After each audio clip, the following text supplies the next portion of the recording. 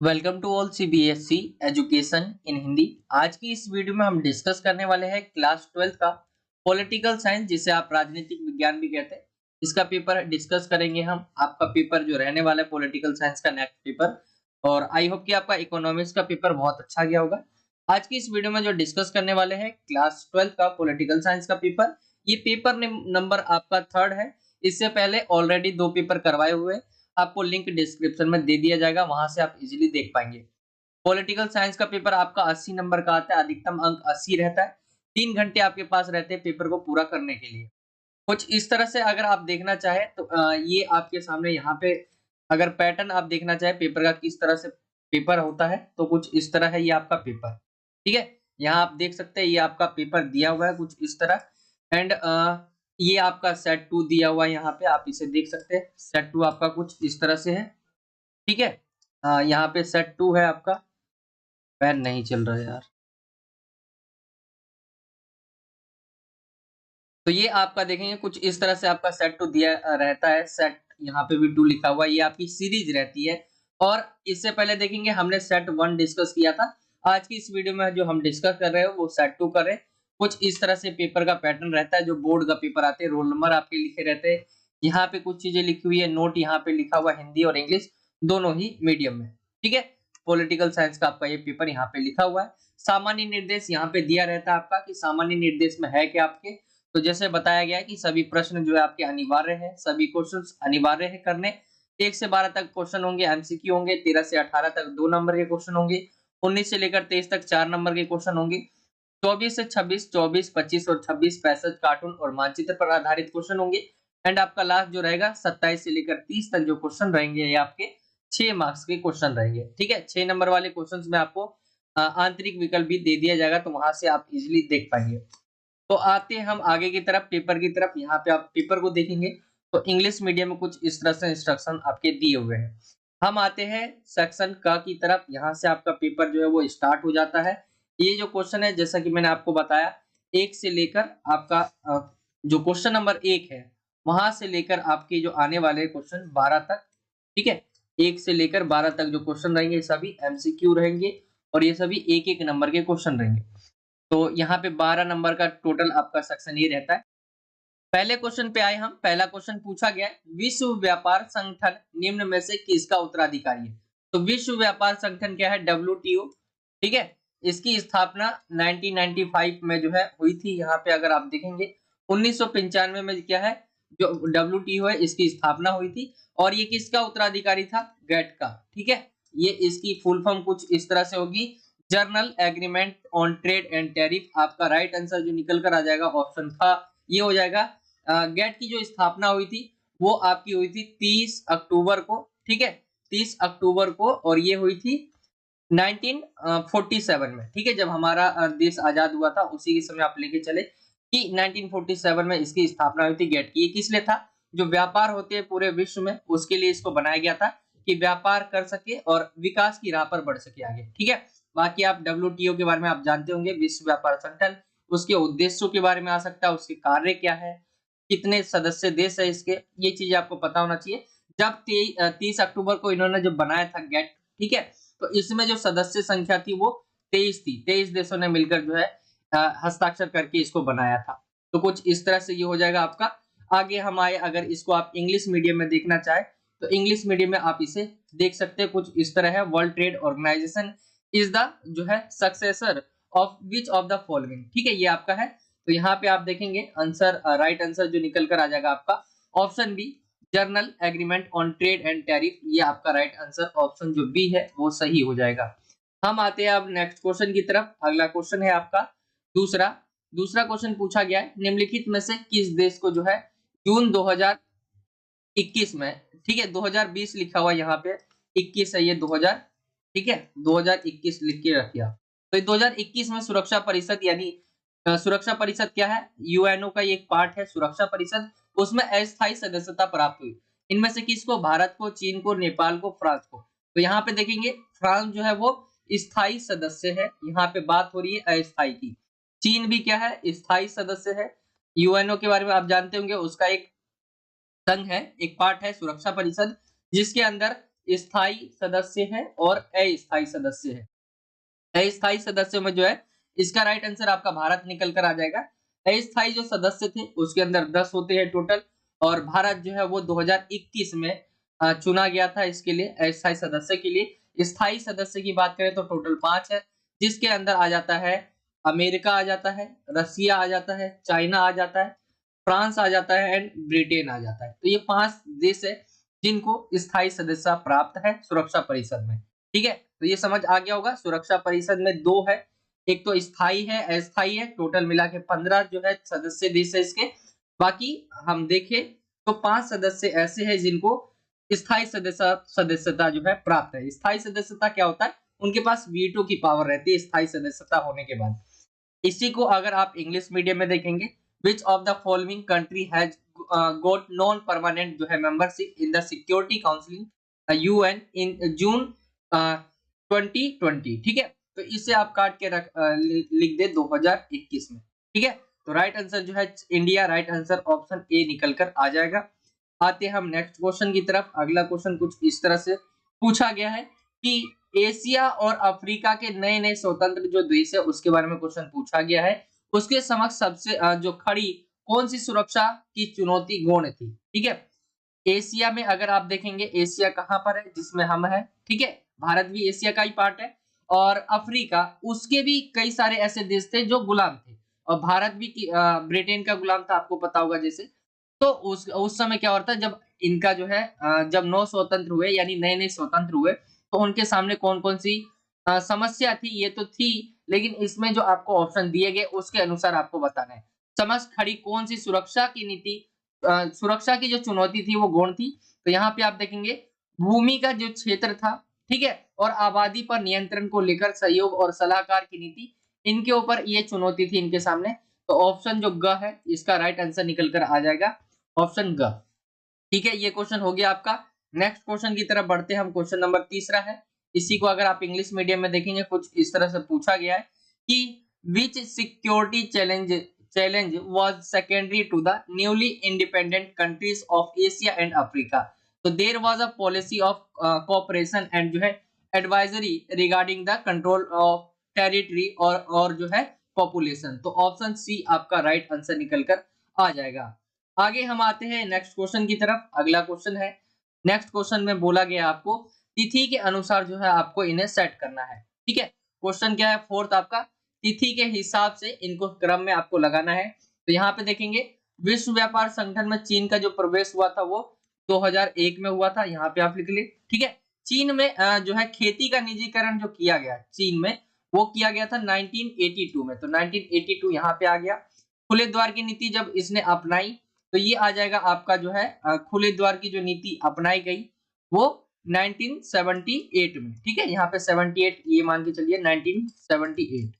ठीक है, एंड आपका लास्ट है राजनीतिक और आर्थिक एकांतवाद समाप्त किया। हमने क्वेश्चन डिस्कस पहले भी किया हुआ है, जब इसने अमेरिका के साथ जो है आर्थिक और राजनीतिक जो व्यापार करते, तब ये जो अपना एकांतवाद दूर करते। ठीक है, तो समाप्त करते। तो ये कब किया गया था? 1972 में। तो ये आपको मेल कर लेना है, सबसे पहला यही हो जाएगा।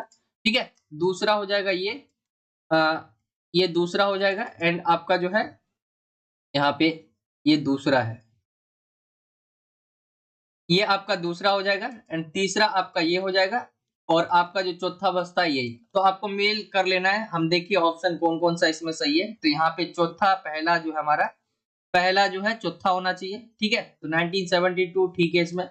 इसमें भी आपका 1972 1972 3 बार दिया हुआ है इसमें। बाकी ये आपका जो है गलत, ये भी बताया गया कि खुले द्वार की नीति भी आपका गलत बताया गया, जैसे कि ये कब हुआ था, तो यहाँ पे ये भी गलती है। बाकी आपका ऑप्शन जो का है वो राइट आंसर निकल कर आ जाएगा का। ठीक है, ऐसे क्वेश्चन आपके पूछे जा सकते हैं एग्जाम में, तो इन क्वेश्चन को आप जो है पूरा जरूर करें। हम आते हैं नेक्स्ट क्वेश्चन की तरफ। अगला जो क्वेश्चन बोला गया है, क्वेश्चन क्या है, इसको अगर आप इंग्लिश मीडियम में देखना चाहते हैं तो कुछ इस तरह से ही आपका क्वेश्चन दिया हुआ है, आप इसे इंग्लिश मीडियम में देख सकते हैं। चाइना के बारे में, order them all by date wise जो है आपको लगाना था। तो ये आपका राइट आंसर मैंने बता दिया, ऑप्शन ए इसका इंग्लिश मीडियम में राइट आंसर हो जाएगा। हम आते हैं अब अगले क्वेश्चन की तरफ। नेक्स्ट जो क्वेश्चन है आपका अभिकथन और कारण से रिलेटेड ये क्वेश्चन आपका होगा। ठीक है, तो ये क्वेश्चन आपका अभिकथन और कारण वाला है, जो कि 5वें और 6ठे नंबर पे दिया रहता है, स्टेटमेंट और रीजन वाला। तो यहाँ पे आपके पहले ही जो है विकल्प दे दिए गए, आप इसे पढ़ सकते हैं। हम डायरेक्ट जो है चलेंगे क्वेश्चन की तरफ। क्वेश्चन क्या पूछा गया है, क्वेश्चन की तरफ आएंगे तो क्वेश्चन क्या है, पहला क्वेश्चन पूछा गया है, अभिकथन जो है ये दिया हुआ है 1966 में भारत पाकिस्तान के मध्य जो है ताशकंद समझौता हुआ, और कारण क्या दिया हुआ है, ताशकंद समझौते में सोवियत संघ ने मध्यस्थता की भूमिका निभाई। ताशकंद समझौते के बारे में आपको पता होगा, ठीक है। इसका आंसर आप मुझे कमेंट करके बताइए कि ताशकंद समझौते के बारे में ये सही है कि नहीं है, और ये क्या कारण भी सही है, अभिकथन भी सही है कि नहीं है, आपको मुझे कमेंट में आंसर बताना है। दूसरा अगर हम क्वेश्चन देखिए अभिकथन और कारण वाला, द्वितीय विश्व युद्ध ने विश्व में अशांति का माहौल पैदा कर दिया था, ठीक है। कारण क्या है, संयुक्त राष्ट्र संघ ने विश्व में शांति स्थापित करने में महत्वपूर्ण भूमिका निभाई। दोनों कथन सही है इसमें, लेकिन ये जो है कारण दिया हुआ है ये सही व्याख्या नहीं कर रहा है, ठीक है।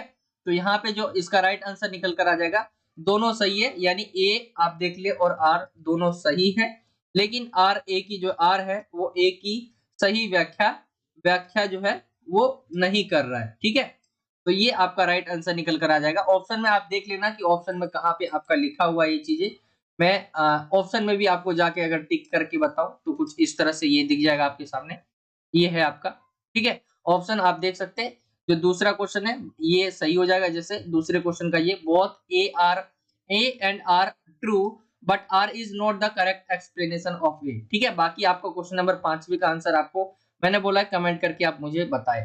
इंग्लिश मीडियम में आप यहाँ पे देख सकते हैं क्वेश्चन नंबर 5वां और 6ठा इंग्लिश मीडियम में कुछ इस तरह से दिया हुआ है, आपको 5वें का कमेंट करके बताना है, और 6th का जो राइट आंसर है मैंने आपको बता दिया, ऑप्शन जो बी है वो इसका राइट आंसर निकल कर आ जाएगा। अगले क्वेश्चन की तरफ आते हैं हम। अगला जो क्वेश्चन पूछा गया है ये है आपका निम्नलिखित विश्व की साझी संपदा जो है उससे रिलेटेड क्वेश्चन पूछा गया है। साझी संपदा होता क्या, आप सभी को मैंने पहले भी बताया था। विश्व की साझी विरासत के विषय में कौन सा कथन सही है बोला गया है, तो कथन कौन सा सही है, धरती का वायुमंडल हो गया, अंटार्कटिका, समुद्री सतह और बाहरी अंतरिक्ष को विश्व की साझी विरासत माना जाता है। साझी विरासत क्या होता है, जिसपे किसी एक समुदाय या किसी एक व्यक्ति का, मतलब किसी एक व्यक्ति का जो है वो दबाव या वो ना हो, ठीक है। जैसे किसी एक व्यक्ति का उसके ऊपर जो है ये कहते हैं ना कि सबका हो, ये जैसे हमारे बहुत सारी साझी संपदा में आते हैं, इसमें आपको पूरे वर्ल्ड की बात की गई है कि पूरे वर्ल्ड की जो है साझी संपदा क्या क्या है, जिसपे किसी एक देश का राज नहीं है या वो किसी एक देश के हिस्से में नहीं आता। जैसे वायुमंडल देख ले, हम अंटार्कटिका देख ले, समुद्री सतह देख ले, बाहरी अंतरिक्ष देख ले, ये सभी किसी एक देश का नहीं है बल्कि पूरे वर्ल्ड का है, सभी का ही है। तो उसी को हम साझी विरासत कहते हैं, जो किसी एक का ना होकर सभी का है। ये आप कह सकते हैं सबका अधिकार है, ये आप कह सकते हैं। तो अगर हम देखें दूसरा बोला गया है विश्व की साझी विरासत किसी राज्य के संप्रभु क्षेत्राधिकार में नहीं आते, तो ये भी सही हो जाएगा, ऊपर वाला भी सही है।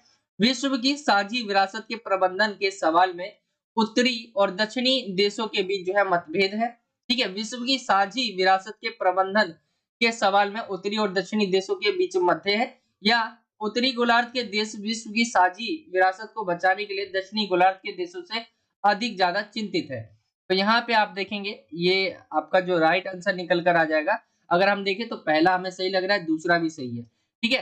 तीसरा ये भी सही है, लेकिन चौथा जो है यहाँ पे ये गलत हो जाएगा, क्योंकि यहाँ पे बोला गया उत्तरी गोलार्ध। उत्तरी गोलार्ध मतलब पूरा वर्ल्ड, अगर हम यहाँ पे मान ले इसे वर्ल्ड है पूरा, ठीक है। यहाँ पे एशिया आता है, यहाँ पे अफ्रीका आ जाएगा आपका, दक्षिणी अमेरिका आ जाएगा, उत्तरी अमेरिका आ जाएगा, यूरोप आ जाएगा, ठीक है। यहाँ पे ऑस्ट्रेलिया जो कि ओशिनिया और भी है आपके महाद्वीप। तो यहाँ पे क्या बोला गया, उत्तरी गोलार्ध। उत्तरी गोलार्ध मतलब हम आधा कर दे इसे, ये उत्तरी हो गया और ये हो गया दक्षिणी। तो उत्तरी गोलार्ध के बारे में बोला गया कि देश की विश्व साझी जो विरासत है उसको बचाने के लिए दक्षिणी गोलार्ध के देशों से अधिक ज्यादा चिंतित है। तो ऐसी बात नहीं है, ये ज्यादा अधिक चिंतित नहीं है, सभी चिंतित है। तो राइट आंसर जो पहला, दूसरा और तीसरा अगर आप देखिए ऑप्शन में, तो वो घ है ऑप्शन जो हमें सही दिख रहा है, ठीक है। अगर आप ऑप्शन देखें, ऑप्शन आपको जैसे नीचे दिया हुआ है, ऑप्शन जो घ है वो सही हो जाएगा इसका राइट आंसर। तो ये हो जाएगा ऑप्शन घ, ठीक है। आगे अगर आप इंग्लिश मीडियम में इसे देखना चाहते हैं तो कुछ इस तरह से ये आपका दिया हुआ है, विच of the following statement is correct about the common heritage of the world, ठीक है। तो ऑप्शन मैंने आपको बताया, राइट आंसर आपका जो निकल कर आ जाएगा ऑप्शन डी आपका सही हो जाएगा। ये आपका सही हो जाएगा। नेक्स्ट क्वेश्चन की तरफ आते हैं हम। बोला गया है क्वेश्चन उत्तर और दक्षिण जो विभेद है वो पूछा गया, वो है क्या इस क्वेश्चन में? तो आपसे पूछा गया क्या है? तो उत्तर और दक्षिण दिशा में स्थित देशों के बीच विकास को लेकर मतभेद है। विकसित और विकासशील देशों के बीच विकास को लेकर मतभेद है। उपयुक्त दोनों है, उपयुक्त में से कोई नहीं है। तो राइट आंसर आपका निकल कर आ जाएगा ऑप्शन जो ख है वो उत्तर और दक्षिण, जैसा कि अभी मैंने आपको वर्ल्ड ऐसे करके बताया था कि उत्तर क्या है, नॉर्थ, एंड आपका जो है साउथ। ठीक है, नॉर्थ देख ले, हम साउथ देख ले, इनके बीच विभेद क्या है? तो नॉर्थ में अगर आप देखेंगे ज्यादातर विकसित देश जो है वहीं पर है। तो विकसित और विकासशील देशों के बीच क्या है, विकास को लेकर मतभेद है। विकसित देश कहते हैं कि आपको जो है प्रदूषण इतना नहीं करना चाहिए, लेकिन इन्होंने करा क्या, अपना विकास कर लिया, अपनी बारी में जो है प्रदूषण फैला लिया भरकर। अब ये विकसित हो गए, लेकिन वही विकासशील देशों को ये मना करते हैं। तो विकासशील देश भी कहते हैं भाई आपने तो अपना कर लिया है, हमें भी अपना करना है। तो ये इन चीजों में इनके बीच क्या है, विभेद है, यानी आप कह सकते हैं इनके बीच तनाव है। ठीक है, तो आगे हम देखते हैं, अगर इसको आप इंग्लिश मीडियम में देखेंगे, क्वेश्चन नंबर 8 आपका इंग्लिश मीडियम में कुछ इस तरह से है। नॉर्थ साउथ जो है इस टेंशन क्या क्या है। ठीक है, आगे हम आएंगे क्वेश्चन नंबर 9 की तरफ। क्वेश्चन नंबर 9 पूछा गया है, निम्नलिखित को आपको जो है लाइन से लगाना है। ठीक है, कौन सा कब हुआ, जैसे आपने लगाया था अभी एक क्वेश्चन हमने किया था चीन के बारे में, तो इसको भी क्या है काल क्रमानुसार आपको लिखना है।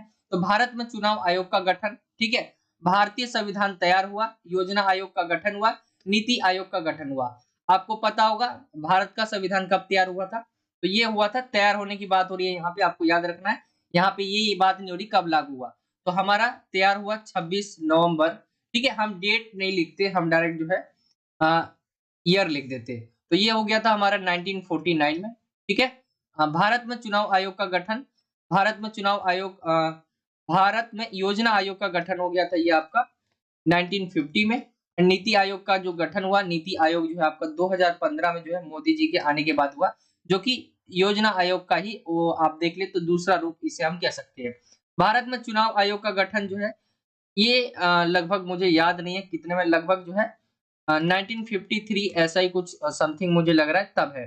तो राइट अगर आंसर हम देखें तो सबसे पहला क्या है, भारत का संविधान, यानी दूसरा सबसे पहला। तो यहाँ पे देखेंगे दूसरा, इसमें चारों में दूसरा दिया हुआ है। अगर आप ऑप्शन में जाएंगे, ठीक है, मैं आपको ऑप्शन भी दिखा देता हूँ। ऑप्शन अगर आप देखेंगे तो ऑप्शन में भी जो है चारों बताया हुआ है दूसरे पे। ठीक है, ये आप यहाँ पे ऑप्शन देख सकते हैं। हम देखते हैं आगे की तरफ। फिर इसके बाद क्या आता है, इसके बाद जो आता है जैसे कि ये 1949 में हो गया। ठीक है, योजना आयोग का जो गठन हुआ फिर वो 1950 में। नीति आयोग आया आपका 19 जो है सॉरी 2015 में।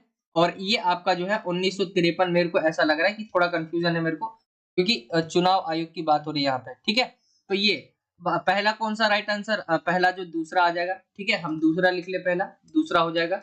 आगे हम देखें और कौन सा निकल कर आएगा, 49 के बाद 50, यानी दूसरा और तीसरा, दूसरा और तीसरा का खा और घ देखे तो ये दो है।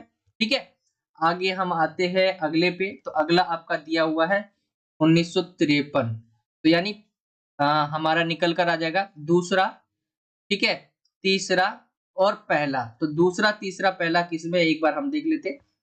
दूसरा, ठीक है, तीसरा और पहला, ये आपका जो है दूसरा तीसरा और पहला और चौथा ऑप्शन जो है सेम हो गया इसमें। कि यहाँ पे आप देखेंगे ये सेम आंसर यही है। ठीक है, आंसर आपका यही हो जाएगा सही, दोनों ही सही हो जाएंगे।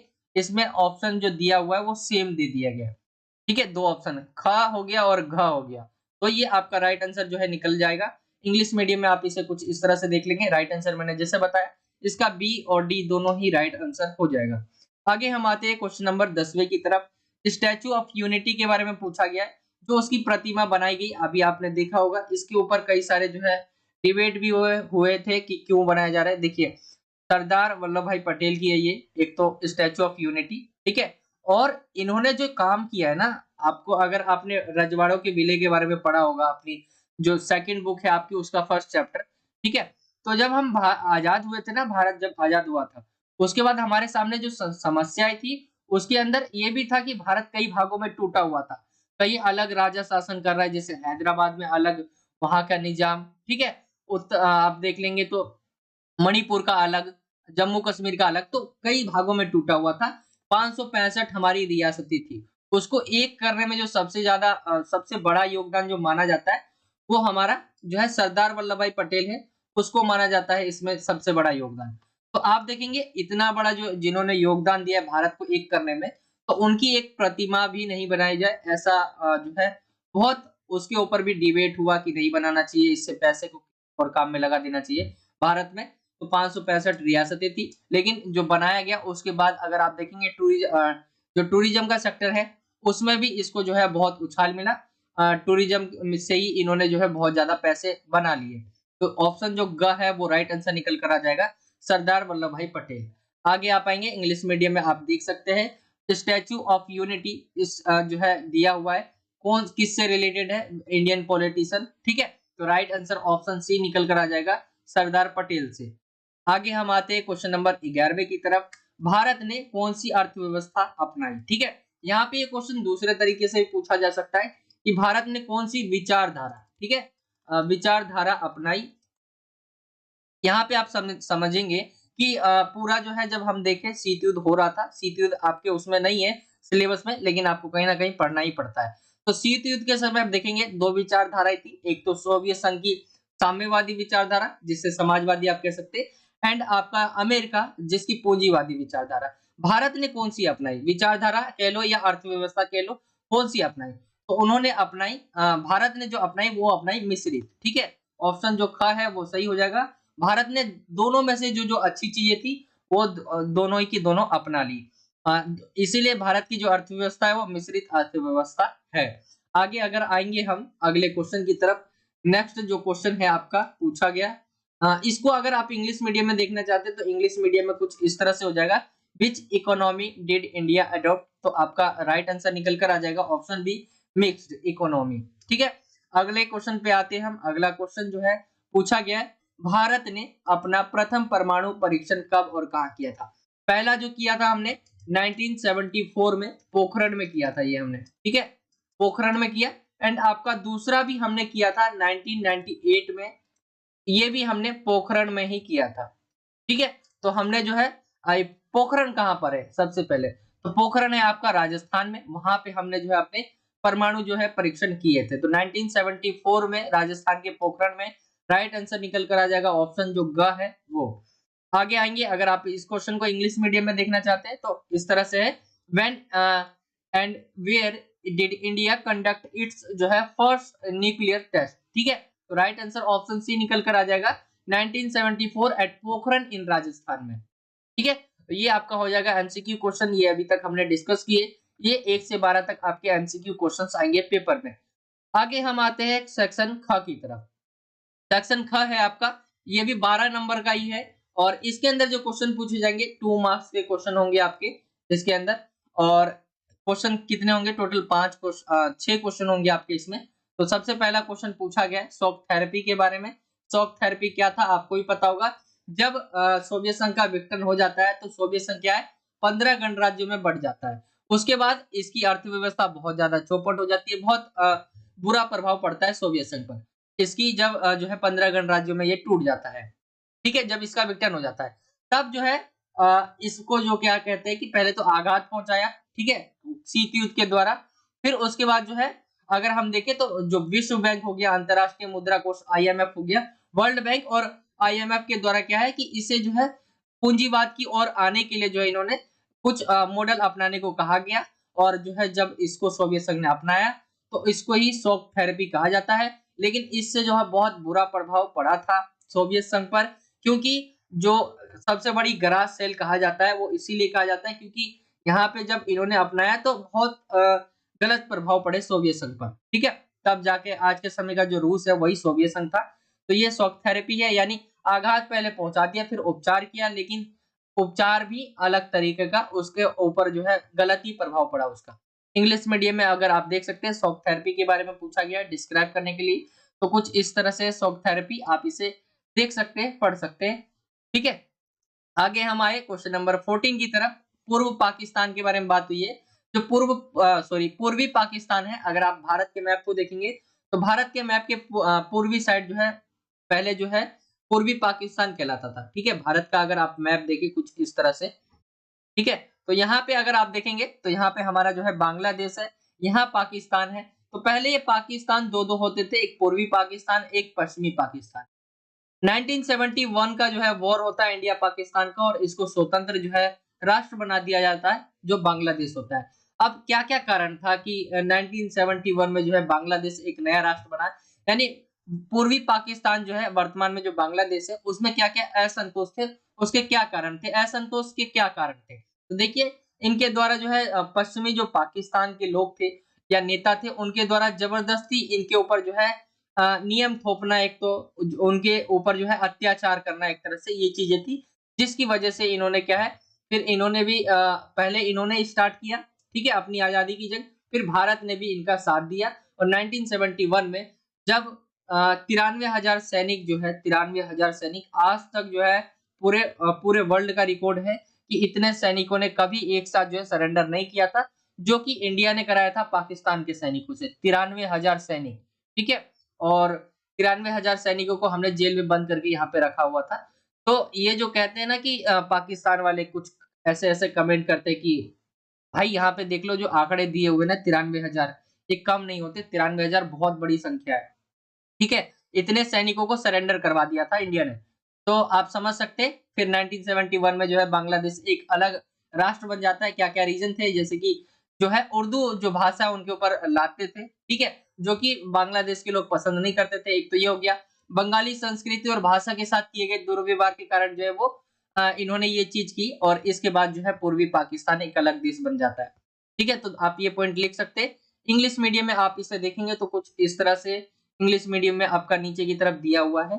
अगर हम देखें what were the cases of जो है डिस्कनेक्टेड इन ईस्ट पाकिस्तान, ठीक है, प्रेजेंट डे में वो बांग्लादेश है। तो यहाँ पे पूछा गया कुछ इस तरह से आप देख सकते हैं। आंसर है ये आपका इंग्लिश मीडियम में।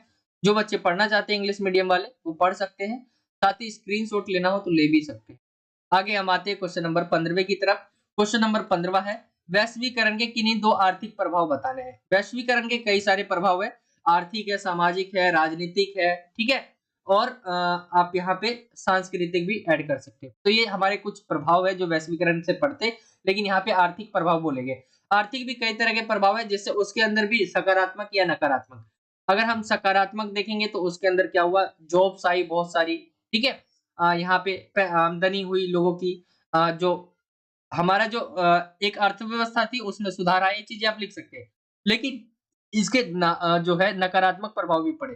वैश्वीकरण के आने के कारण जो है हमने जो छोटी-छोटी अपनी कंपनियां थी, हमारी घरेलू कंपनी जिसे हम बोलते हैं, वो उसका स्थान जो ले लिया वो बहुराष्ट्रीय कंपनियां ने ले लिया।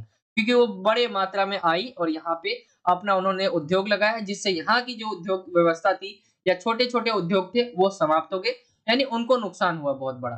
ठीक है, ये चीजें आप डाल सकते हैं। वैश्वीकरण के अगर हम आर्थिक प्रभाव देखें तो वहां पर नियम जो भी बनाए जाते आर्थिक जो है वो पश्चिमी देशों के प्रभाव में बनाए जाते। तो पश्चिमी देशों का निर्धारण किया के द्वारा उनका बनाया जाता है नियम। तो ये एक जो है आप समस्या डाल सकते हैं। ठीक है, वैसे आर्थिक में आप काफ़ी सारी चीज़ें डाल सकते हैं। छोटी जो कंपनियाँ थी वो जो है नहीं टिक पाई, जो है ये आप डाल सकते हैं। कॉम्पिटिशन बहुत बढ़ गया। इंग्लिश मीडियम में यहाँ पे आप डाल सकते हैं इकोनॉमिक जो इफेक्ट है ग्लोबलाइजेशन के, एनी टू आपको बताने हैं, तो यहाँ पे आप यहाँ पे पढ़ सकते हैं। आगे हम आते हैं अगले क्वेश्चन की तरफ। अगला क्वेश्चन है योजना आयोग के बारे में पूछा गया है।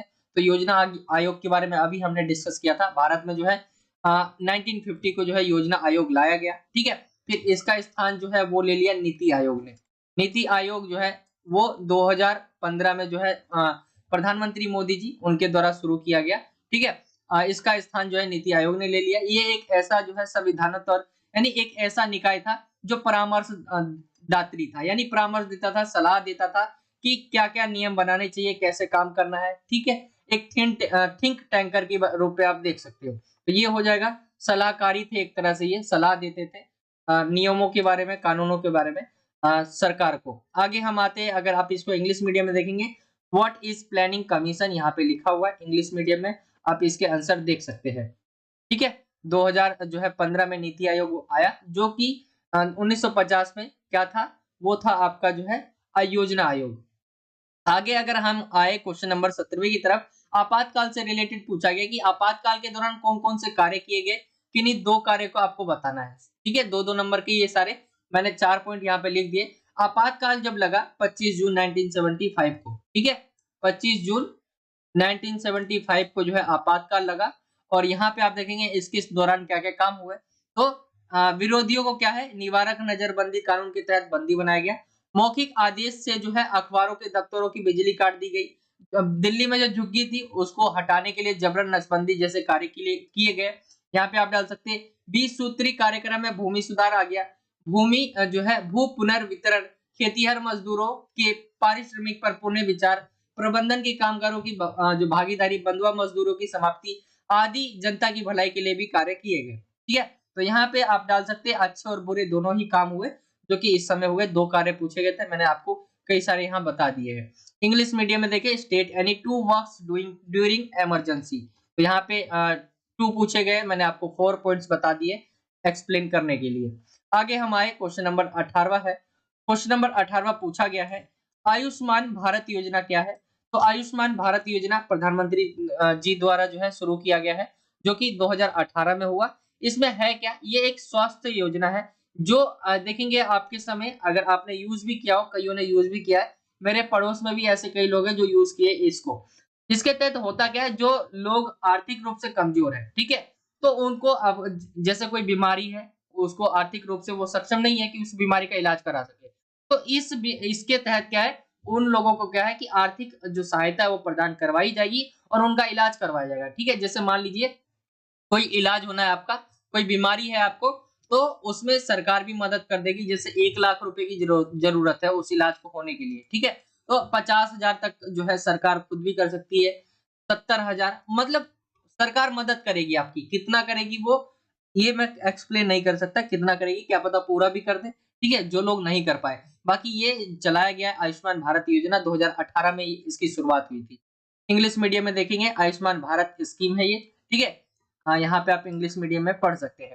तो ये आपका जो 2-2 नंबर के क्वेश्चन थे ये आपके हो गए होंगे।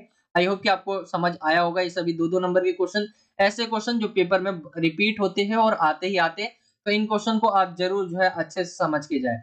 आगे हम आए सेक्शन सी की तरफ। जो क्वेश्चन रहेंगे इसके अंदर सभी 4-4 मार्क्स के क्वेश्चन रहेंगे, ठीक है, तो 4-4 नंबर के सभी क्वेश्चन रहेंगे।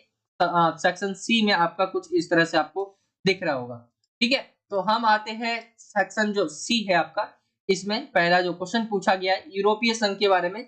यूरोपीय संघ के बारे में हमने पहले भी क्वेश्चन किया था, लेकिन जो क्वेश्चन इस बार पूछा गया उसकी कमजोरियों के बारे में, ठीक है, कमजोरी और सीमाएं क्या है आपको बतानी है। तो यूरोपीय संघ देखेंगे, यूरोपीय संघ जो कि यूरोप का ही एक संघ है जिसके अंदर कई सारे देश शामिल है, यूरोप के ही उन्होंने बनाया था ताकि जो क्या है अपना विकास कर सके, अपनी जो भी प्रॉब्लम है, मतलब संघ किस लिए बनता है, एक तो विकास कर सके, आपसी जो संबंध है वो अच्छे हो सके, इन चीजों के लिए जो गठबंधन है वो बनते हैं, जो संघ है वो बनते हैं, यानी संगठन बनते हैं। इनकी कमजोरियां क्या क्या है, तो देखेंगे आप इसके सदस्य देशों की अपनी विदेश नीति जो है और रक्षा नीति है, जो कई बार एक दूसरे के खिलाफ भी होती है।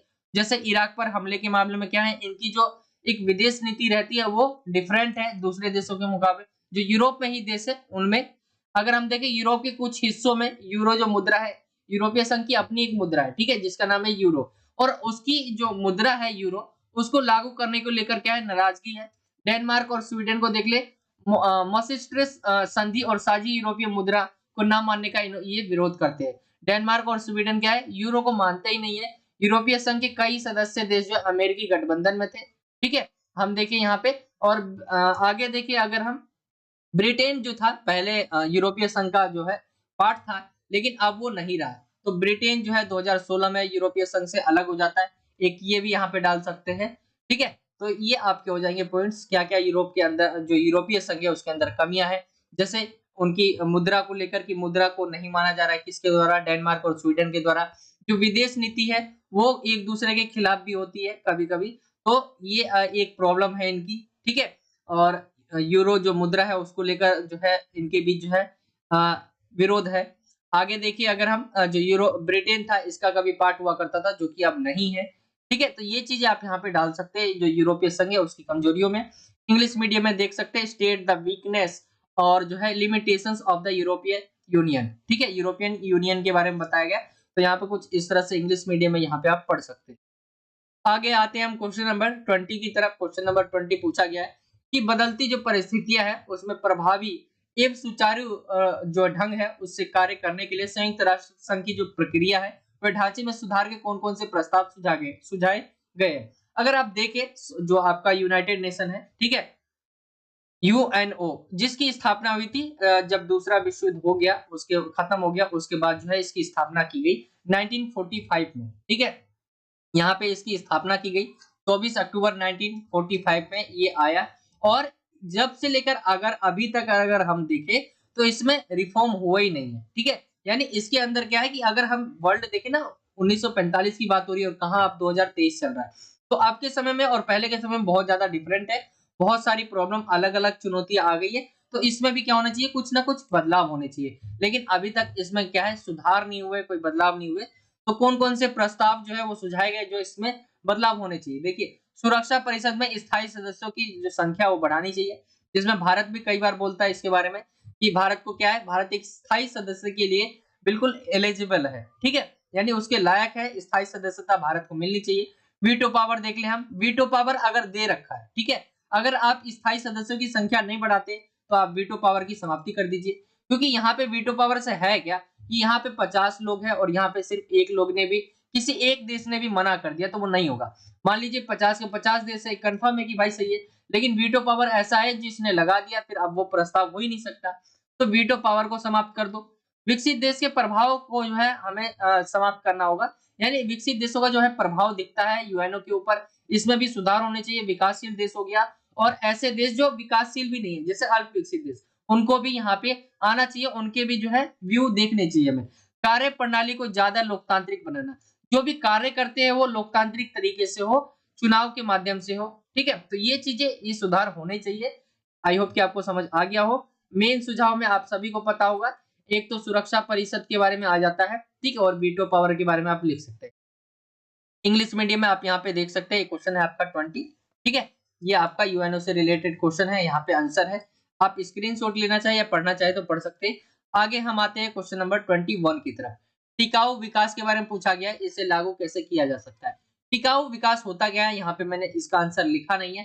टिकाऊ विकास होता है ऐसा विकास करना कि हम तो भी यूज करें ही करें, लेकिन क्या है, हमारी आने वाली जो पीढ़ी है हम उसको भी ध्यान में रखकर यूज करें।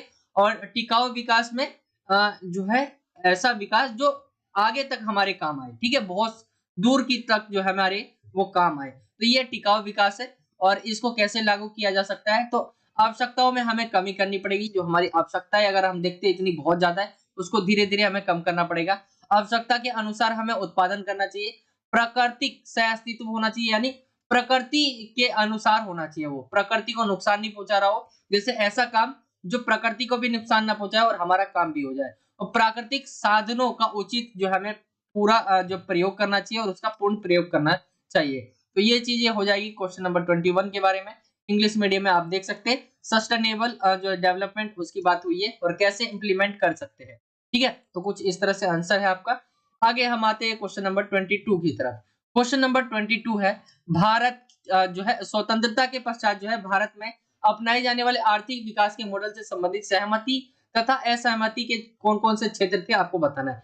जब भारत ने स्वतंत्रता जो है, जब स्वतंत्र हो गए हम सब, तो उसके बाद जो है आर्थिक विकास के मॉडल के बारे में संबंधित जो है आपको सहमति के कौन से मुद्दे थे, यानी कौन-कौन ऐसे मुद्दे थे जिसपे एग्री थे और कौन से ऐसे मुद्दे थे जिसपे डिसएग्री थे।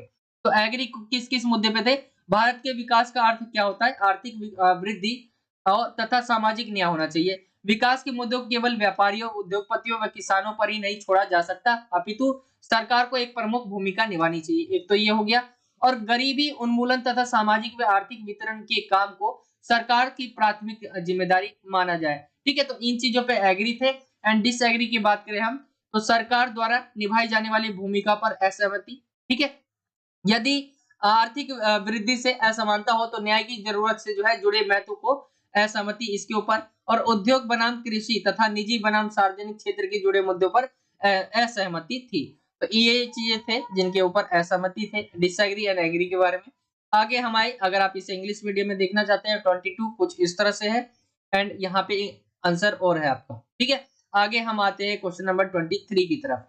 23 है आपातकाल के बाद जो है विपक्ष की भूमिका के बारे में बताना है। तो आपातकाल कब लगाया गया? 1975 में, ठीक है, 1975 में लगाया गया। उसके बाद देखेंगे आप चुनाव होता है 77 में जो है। फिर जो है उसके बाद कौन सी जनता पार्टी की सरकार आ जाती है। क्यों? क्योंकि जो आपका आपातकाल लगाया गया उसके बहुत गलत प्रभाव पड़े। तो उसके बाद जो है आपातकाल के बाद विपक्ष की भूमिका क्या रही? तो विपक्ष ने सरकार बनाया, जैसे विपक्षी नेताओं ने एकजुट होकर अपनी जनता पार्टी बनाई, ठीक है। आगे देखिए 77 में स्वतंत्र निष्पक्ष चुनाव हुए तथा इंदिरा गांधी के नेतृत्व वाली कांग्रेस को जनता ने हार का मुंह दिखाया। आपातकाल के दौरान किए गए अनुचित संवैधानिक संशोधन बदल दिए गए और विपक्ष अब आलोचना करने के लिए स्वतंत्र था। तो ये चीजें आप यहाँ पे डाल सकते हैं। बाद में अगर आप डालें तो फिर जो है कांग्रेस जो है फिर जीत जाती है, क्योंकि उनके पास जो है एक्सपीरियंस नहीं था, बहुत अच्छा काम नहीं कर पाए थे, नहीं संभाल पाए थे पद को, इसीलिए जो है जनता पार्टी की फिर हार हो जाती है जब अगला चुनाव होता है। तो कुछ इस तरह से पॉलिटिकल जो भी आप लिख सकते हैं आपातकाल के बाद जो है विपक्ष की भूमिका थी, तो कुछ इस तरह से थी। इंग्लिश मीडियम में आप यहाँ पे देख सकते हैं observe the role of opposition after the emergency, ठीक है। तो पॉइंट यहाँ पे कुछ इस तरह से है। तो ये पार्ट 1 में हम इतना ही रहने देते हैं। पार्ट 2 में आगे करेंगे हम नेक्स्ट अगले क्वेश्चंस को। आई होप कि आपको वीडियो अच्छा लगा होगा। वीडियो अच्छा लगा तो वीडियो को लाइक करें, शेयर करें अपने दोस्तों में। चैनल पे नए हो तो चैनल को जरूर सब्सक्राइब करें। ये था आज का वीडियो। आई होप कि आपको वीडियो जरूर अच्छा लगा होगा। कमेंट करके भी जरूर बताइए। साथ ही कोई डाउट रहता है तो आप मुझसे इंस्टाग्राम पे पूछ सकते हैं, लिंक आपको डिस्क्रिप्शन में मिल जाएगा। चलिए मिलता हूं आपसे अगले और एक्साइटिंग वीडियो में। जब तक के लिए जय हिंद, जय भारत, वंदे मातरम।